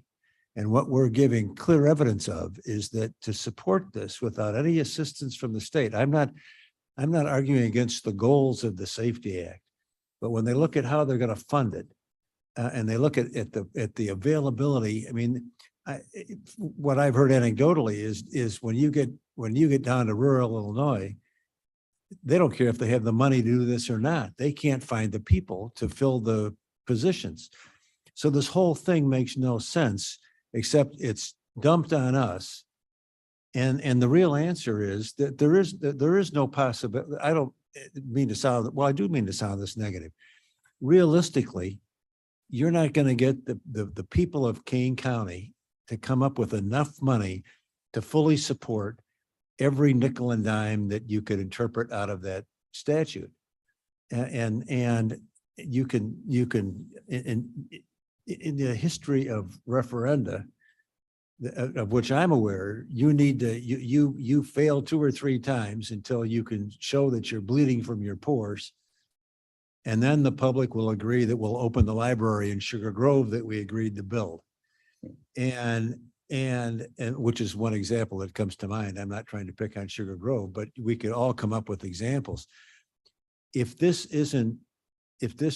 problem isn't dealt with by the state of Illinois, structurally, I don't think within the state and county by county that there is a cure to it.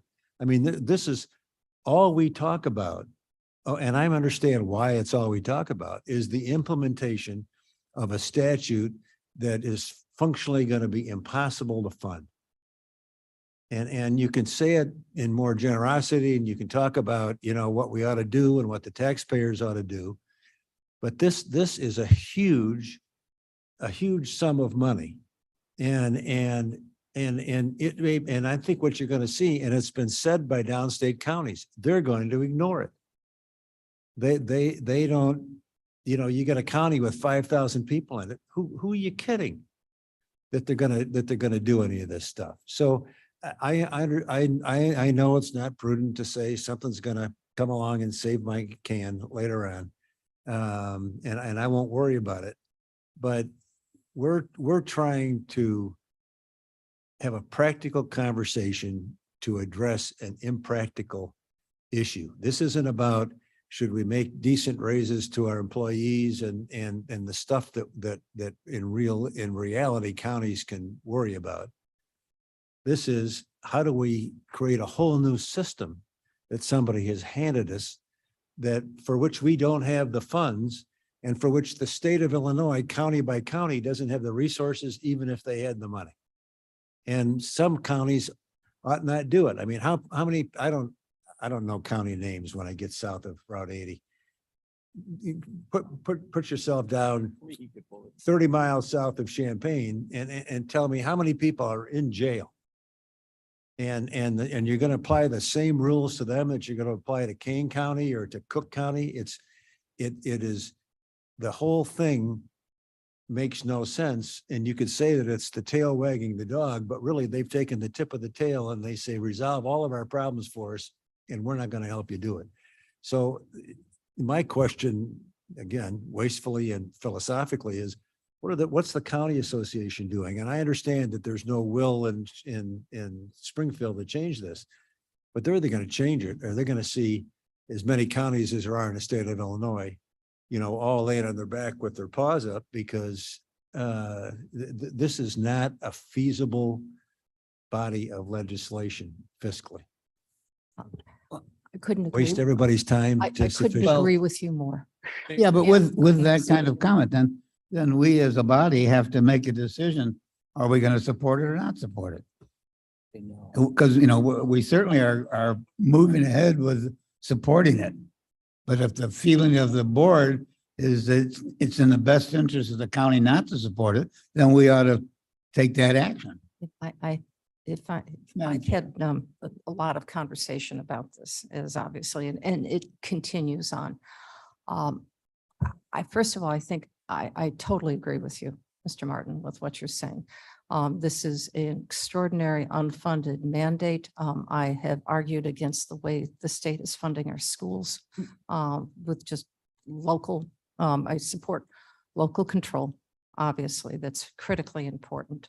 But to have that as such a large unfunded mandate dropped upon the taxpayers, which is about 75% of our property tax goes into paying for our public schools, is very much of a burden for people. This is an extreme burden as well, and a new burden that we're all trying to get adjusted to. And it has been suggested, and I would like to perhaps consider, but I don't have the opportunity to do this because we have elected officials, independent elected officials who are making these recommendations. So I would like to talk to them, and I think we should talk to them because of our concerns financially. And we're right, we don't want to be bankrupt. And, you know, could we bring this in slowly? Now, I know the chief judge has got some specific requirements that he's going to be needing, the public defender is going to be needing a relationship to what to the new ASAs are going to be hiring. There's a direct correlation between that. Most of the new hires are coming from our state's attorney, and she has made thorough, very thoughtful recommendation about what her requirements are going to be. But if the resources are not there, and because it's coming very first time, can't we gradually take a look at it? Can it be a little slower process so that we can afford it, so that we don't have to be so concerned about not being able to afford appropriate equity raises, or be concerned about having to cut services to pay for something else to keep our budget balanced? So I would really like to have that recommendation coming from them to see how we can temper the hires. And in addition to that, on a very practical level, and you've heard me talk about this, we honestly have no place to put them. And I don't know where we're going to put new hires at that level. We simply don't have the space. We don't have the money. We can't find the people. If we did find the people, we have no place to put them. But I think we all support the intent of this legislation. I think I was, I agree with you. Some of it is, I agree. I agree with you on that as well. but my choice of words is wrong here, but it's like we are forcing ourselves to capitulate to the impossible. We have no fiscal or human wherewithal to meet the financial obligation that we're gonna face here. Going to the public and asking anybody to raise their taxes now is a fool's mission. And what we've been told is that as far as we could, that the 0.5% isn't going to get us anywhere close to anything. There is, as we understand, they're chattering now in Springfield about lowering the gas tax. All of this stuff is stupidity. And a lot of counties are just saying, I'm not going to do it. And I guess my question is, what, as a group, counties ought to be building roads and doing the fundamental things that counties do. And now we're being asked to support the restructuring of an entire judicial system. And I'm not sure that that's what county taxpayers pay for. That's a philosophical question for the state as a whole. But that's, as I said, this is not a productive comment I made, and I apologize for wasting everybody's time. But we're wasting a lot of time trying to come up with money to meet an impossible goal. Chair. Oh, thank you. Just as a follow-up with that, I appreciate, Mr. Martin, everything that you're saying. And I know it is said with great concern, as we're all expressing the same concern, financial management of this county with this mandate that's on top of us. But the question is, what I've heard anecdotally is that some of the other counties, we're the 5th largest county, so I don't want to compare ourselves to Boone. They're totally different needs, different population. It's just apples and oranges. So we're an orange, they're apples. I would say we compare ourselves more with the 5 counties, the Chicago counties would be much more comparable. But of those counties, I believe, and I don't have data on this, but what I've heard anecdotally, that we've been asking for more hires, total hires. Remember, it's 116. You've already approved 7 new hires from this year's budget that are going to be supporting the Safety Act for the state's attorney. Why are we hiring so many people? Why is our county requiring so many people when other counties, from what I've heard, similar counties are not asking for that amount of individuals to support the Safety Act? Well, then that needs to be addressed. Because I also, from what I understand, believe that there are interpretations available as to what our responsibilities are. And maybe the interpretation needs to be less generous financially. I mean, this is not going to work. Okay, it say what you want to, but it passed the tax that was voted down. Fiscally, it's not going to work. So if we don't recast what our demand is, what our presumed demand is for staff and otherwise, it's, you know, the taco is going to fall in. I don't know how that makes any It's sense. just not enough money to pay. for Nobody it all. really. We can't do this as it's structured. We can't do it. And we need to know, Just say. we need to recognize that fact. And if we need to change the demand, we need to change the demand.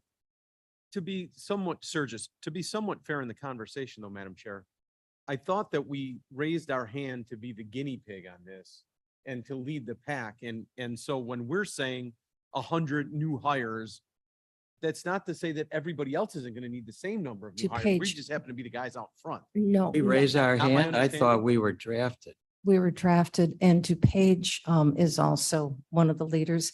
And from what my understanding is that the whole state starts on January 1st. What our requirement is, and what I've been hearing, because I've been asked that question, you know, who raised their hand? You know, put the hand down.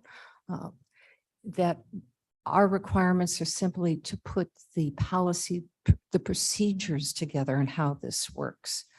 But everybody starts January 1st. All 102 counties start. Also, there has been discussion, as you are aware, it's been well televised on commercials. And I've asked our state's attorney, 100 of the 102 state's attorneys have sent opposition to how this is going to be working. And I asked Jamie Mosser, our state's attorney, if she was one of the 100, and she said yes. So even with that, I think we should just slow these hires down. And not saying that we may not need them in 4 or 5 years, but just slow the process down. Ms. Gums has her hand up, so. Michelle? Oh, thank you very much. I've been listening intently. Just wanted to suggest that, you know, we are asking for quite a few more employees than the surroundings, but keep in mind that Aurora is the second largest city in the state with a high crime rate. So not everybody can compare themselves to us in the situation that we're in. Additionally, you know, the crime bill is, I've said it before, I'll say it again, I would have never voted for it. I don't like it because obviously we're in a position where we shouldn't be. But you know what? There's people in this county that can't pay their taxes. They just can't do it. So should they tell the county, guess what? I can't do it. We're not doing it. We're just not going to do it. This is a law. We don't have an option. Yeah. We can have a position, but we don't have an option. We do have. No, we have an option. We do have Martin, we have options, an option. and Mr. Chair, I'm sorry, Vern you've had your hand up and I'm butting in. that's okay. I want to speak first Very because, quiet today. yes, well, we're going to stop that right now. Mr. Martin, okay, are you suggesting that, for example, that we not approve the state's attorney's budget for the kinds of expansion that she says she needs to handle this law? If what we need to do is to look at what we realistically are going to have available, referenda or not, and say, we can't, if we don't have the money, then the answer is we can't spend it. And if that takes a negotiation with the state's attorney about how we interpret some of these obligations, how we ease some of these in, we have to do it. We just can't sit and say, let's go ahead and do it, because what's going to happen is that brick wall will be hit. It will be hit at some point in time in the next 3 years. And assuming the state does nothing, if we get hit with the wall, then what do? Well, I think this is a great exchange, but we're not only affecting the state's attorney, we're the circuit court clerk, we're affecting the judicial system, we're affecting the public defenders. So do we say to all of them, we don't have the funds to do what you're asking for? I'm saying And then that how do we we need, handle that? I'm saying, I'm not going to sit because I don't have the capacity to do it, to say how we're going to solve the problem. I'm just saying that we need to address it from the standpoint of what we have from the standpoint of what our available cash flow is and what it will be under the best of circumstances and the worst of circumstances. And we may have to sit down and say, we can't do this, or we may have to say of the state's attorney, and that will trickle down. We need to reevaluate how many people we're going to have. To the chief judge, we need to evaluate how many courtrooms we're going to have. Because if we can't do it, something's got to give. But I agree with you and maybe Mr. I'm saying this, Shepro- I'm maybe saying what you're maybe alluding Mr. to. It may very well be that we need to say, we can't honor the request for every person that you want to have hired this year. I think we're between a rock and a hard place, but what are our requirements here? And maybe Mr. Shepro can chime in. Well, that's why I use the word negotiation. We need to sit down and recognize our fiscal responsibility and necessity. Ms. Molina has her hand up and she'd like to speak. Thank you, Miranda? Chairman. Yes, can you hear me? Yes. Okay. Yeah, I think our role as county board members is to do just that, what Mr. Martin is saying. My child gives me a Christmas list every year. They're not getting everything on their Christmas list, even the things they say they really, really need. Not to be trivial, but some of the things the state's attorney is asking is a Christmas list at this point, because we don't know what's actually going to be required of them in the next year. So our job is to review what their lists are and to make the appropriate decisions as county board members. So not every person, not everybody in the judiciary is requesting the same amount and the same level of staff members. I've showed my concerns as well. I think 19 people in 1 year is a lot of staff. I don't think we need 6 people reviewing body cameras, 6 people 40 hours a week reviewing body cameras. I think that's excessive. I don't know if it is or not, but I think in 2023, we can say we might not need that many people. And that's our job. That's what we're supposed to do. We are always going to be between a rock and a hard place. That's why we love doing what we're doing, right? So to me, it's okay to say no to some things that are being asked. And I think our state's attorney understands that. So that's my 2 cents. Thank you. Thank you. Mr. Yeah, I guess, Mr. Tepe, I would ask you the opposite of what you're saying, which is, so do we approve the requests? Because that's what they say they need, even though we don't know where the money's coming from, or we don't have any place to put them.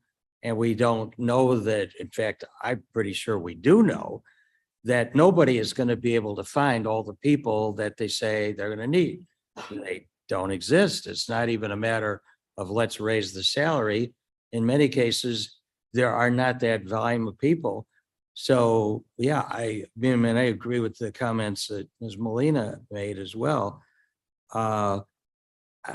And okay, so state's attorneys don't vote, but when you have 100 out of 102, and that includes, I saw a commercial this morning before I got here. I mean, they include people of both parties who are well respected and who presumably know what their offices are being required to do. And frankly, I've never seen such unanimity on a subject that I can think of. But for us to simply say, we're gonna vote to do it. And I think a couple of weeks ago or a couple of days ago, somebody asked me, well, did I go to the state's attorney and ask questions? They don't know either. Nobody knows. We have no idea what this act is going to mean when it's implemented. You could say to our people, they are probably trying to give us the worst case scenario. In a way, you sort of hope they are because you don't want them to give you the opposite and discover. But honestly, I cannot imagine what most of the counties in the state are going to do. You know, the smaller counties, probably an even greater percentage is going to be demanded of them relative to their total revenues. And they're going to find it even harder to find the personnel. So back to what Mr. Martin said, years now, 1,000 years ago, there was a king of England who his advisors said, "You are all powerful. You merely have to decree it." And he said, "Let's go down to the channel and sit in the sand." And he said, "I decree the tide not to come in." Well, it did. And I think we just have to say, we don't have the ability to tell our taxpayers that they have to fund the impossible because we don't even know. Well, my question, coming back to you, Mr. Shepro, my question was kind of oriented towards the state's attorney as an elected official. We have to provide them with the tools to do their job. And if they're saying this is what we need, are we obligated to give that to them? Well, that, you may recall that there was a lawsuit involving the circuit court clerk some years ago. And her contention is that she was the sole judge of what her office needed, and therefore we had to give it to her. The cases are very ambiguous about that. I mean, basically, this county has the power the county board has the power of the purse, but we have to fund the reasonable needs of the elected officials. What's reasonable and who determines what's reasonable? There is no answer to that. Okay. If you cut the state's attorney back to one assistant and, a broom closet, court will say that's not enough. But how far does it go? And there is no answer. Our county government system designed in the 1840s does not work if people can't work together or there is an unreasonable balance. I think that's the real problem. And, Mr. Martin's right. The legislature can decree all it wants, but if they don't give us the money and the money isn't there and the people aren't there, it's legislation with nothing behind it. So I wish I knew the answer to that, but I think the answer is no, we do not have to give everybody whatever they want. That's why there is a budget process. If they think that we have unreasonably shortchanged them, then they go to court and a judge will decide. So if I may, thank you.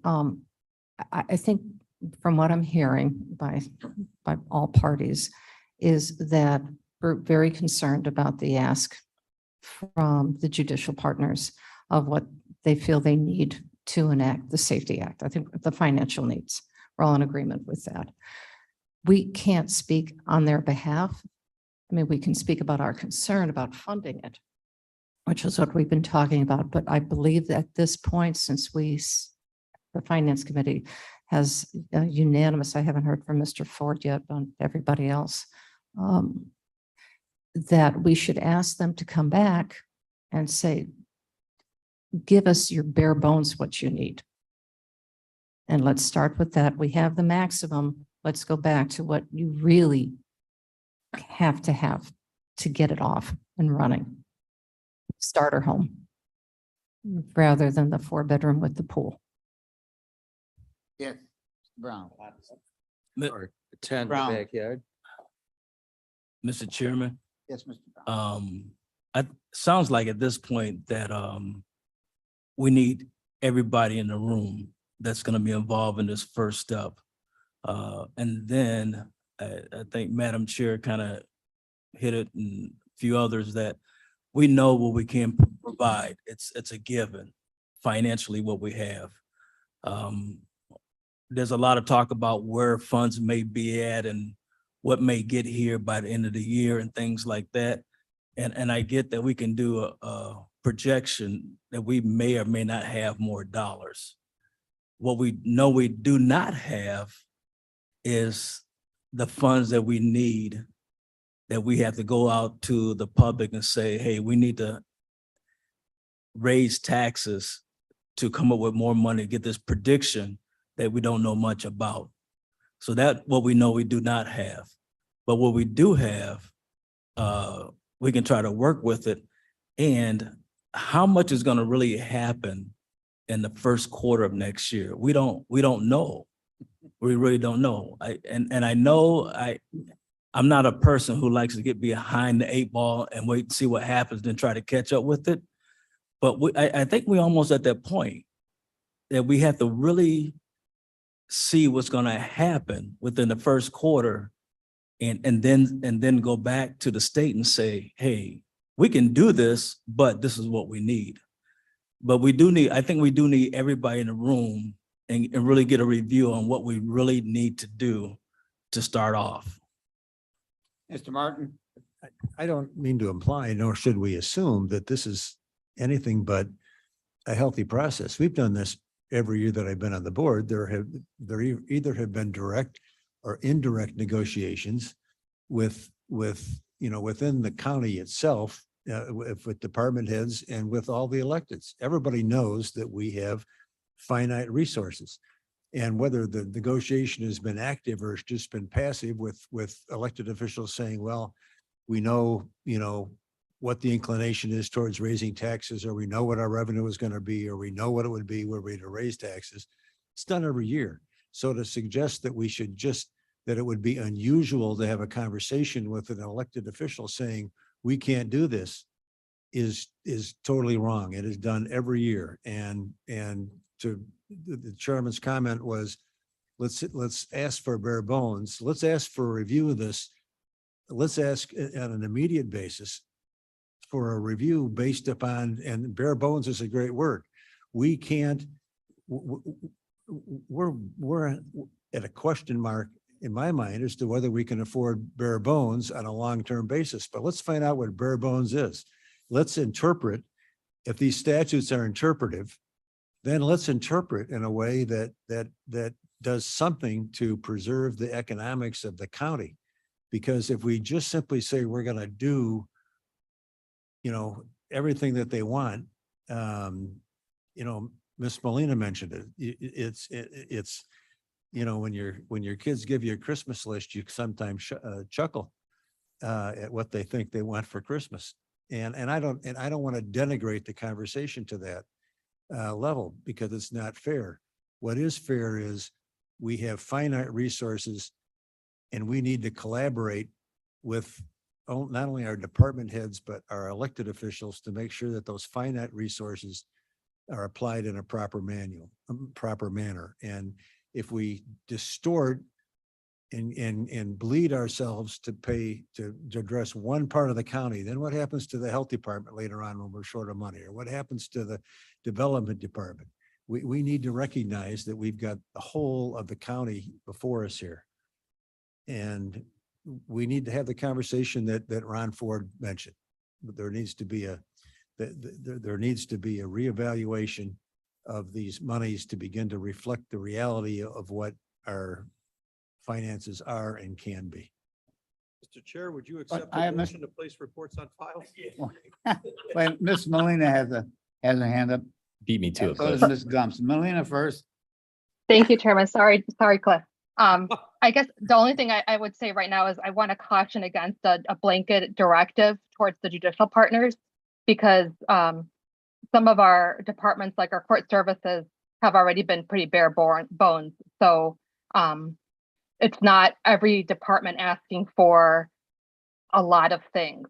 So I'd caution saying all of our judicial partners are asking for a lot. And I don't think that's what anybody's saying, but I just want to make sure we're clear that all of our judicial partners are not being excessive. I'm concerned that some of them aren't asking for enough when it comes to what they're going to be required to do. But I would be happy, sorry, Mr. Martin, I'm going to cut you off. I would be happy to have another judicial and public safety meeting. We had a great 3-hour meeting last week discussing the budget. If that's what the directive is of the finance department, and to sit down with the elected officials of our judicial and public safety and request this of them at a meeting. That's I'm what I done. was, Ms. Gums. oh, I'm sorry. Oh, thank you so much. This is a great conversation. I want to appreciate everybody in here for having it, but I also want to just throw out there, I haven't yet heard solutions for some of the things we've been talking about for more than a year, and that is investment in the current employees and staff completely separate from the Safety Act.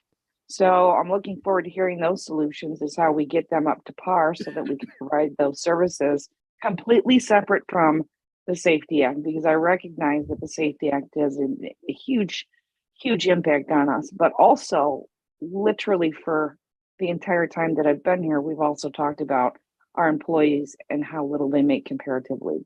And I think we need to have that conversation and a solution to how we bring them up to par.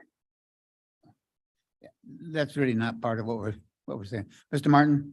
I was going to suggest what Myrna volunteered, and that's appropriate for her and her committee, who have far more insight and knowledge as to what these various departments have done, to sit down, have that meeting, have that discussion.